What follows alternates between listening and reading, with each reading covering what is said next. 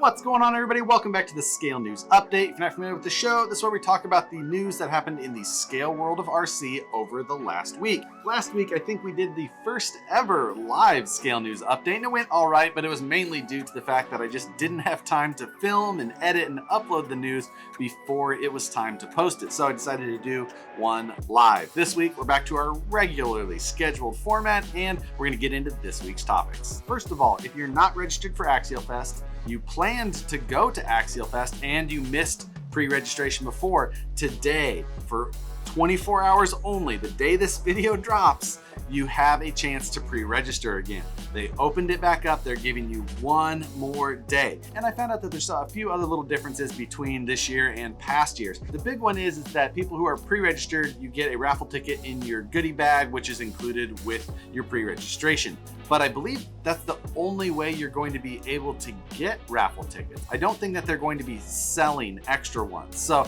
I think that they're trying to limit it to one ticket per person to try and keep things and distribute it more fairly rather than allowing people to buy in and get a big stack of raffle tickets. So I see where they're going with that route. I'm not sure what other changes in the actual format of the raffle or event are going to happen, if they're going to do a big live raffle with the prizes or if they're going to do a raffle throughout the weekend or how that's going to work. I think the event's still going to be a solid event. Looking forward to going up there and hanging out with a bunch of people. I've heard a little bit about the attendance numbers already at this point, and I think that the turnout's going to be pretty large. So again, I hope I get to see a bunch of you guys up there at the event this year. Today, Proline finally officially announced the RAM Charger body that we saw several weeks ago, or maybe a month ago even, at Proline by the Fire. Well, I didn't see it.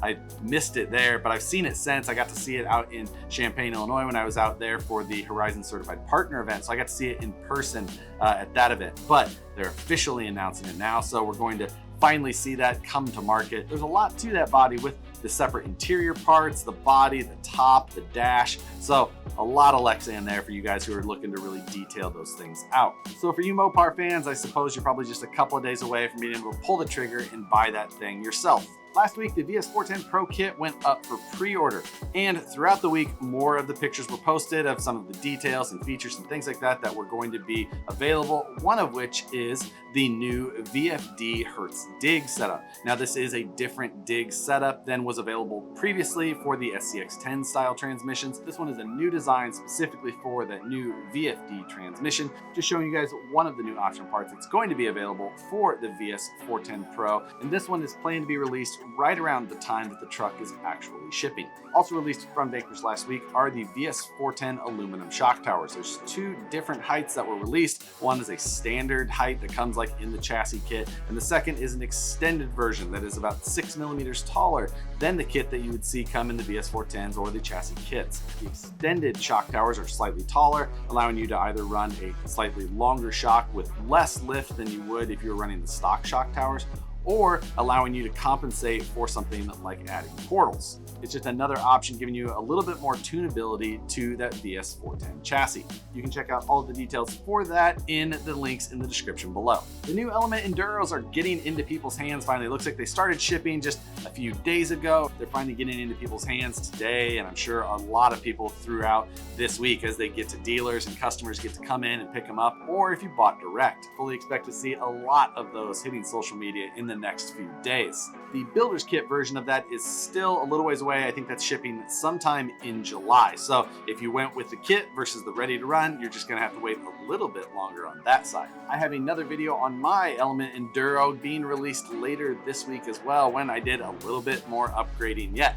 And speaking of my own trucks, I had mentioned a few weeks back that I had updated my website, and on my new website, I've got a section detailing out a lot of my trucks. Now, I've gone through, put together a little bit of content about the truck, whichever one you're actually looking at, including in that a full parts list and a catalog of the videos that I did on that particular truck, or at least a video that that truck was featured in. You know, more than a glimpse, but it might have been a, event coverage or something like that where I used that truck during it. But you can go there, find all of the information on one truck in one location with all of the videos, links to the parts that I use to the best that I can actually remember, and some Sometimes I may have updated a truck after the last video that maybe I did, and I'll try and keep those as updated as I possibly can and have time to remember to do. So if you're ever looking for something that I was using or running, or a full list of the build of a vehicle, that is going to be your best place to go, trying to keep all the information on these trucks in one spot. It is nice that even if I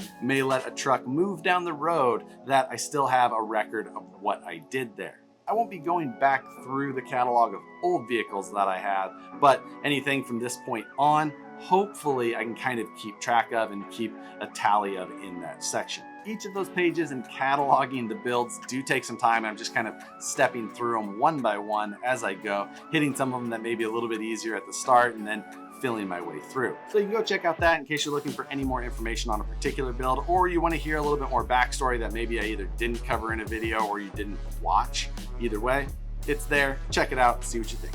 But that pretty much does it for this week's news topics. These hot summer months are usually the slower months compared to the rest of the year, but we'll get through it, keeping you guys updated on whatever is released. We do have a question for this week since I skipped it in the live version, but we talked before about batteries and radios and stuff like that. This week, I'm gonna go with, what was your last RC purchase over 50 bucks? Whether it was a whole truck or a replacement part, an upgrade, an ESC system, a radio, set of tools, whatever it was, what was your last purchase over 50 bucks? I think my last single purchase over 50 bucks was that Arma Infraction, which I promptly blew up the tires on, and I sit here twiddling my thumbs, waiting for replacements sometime in July.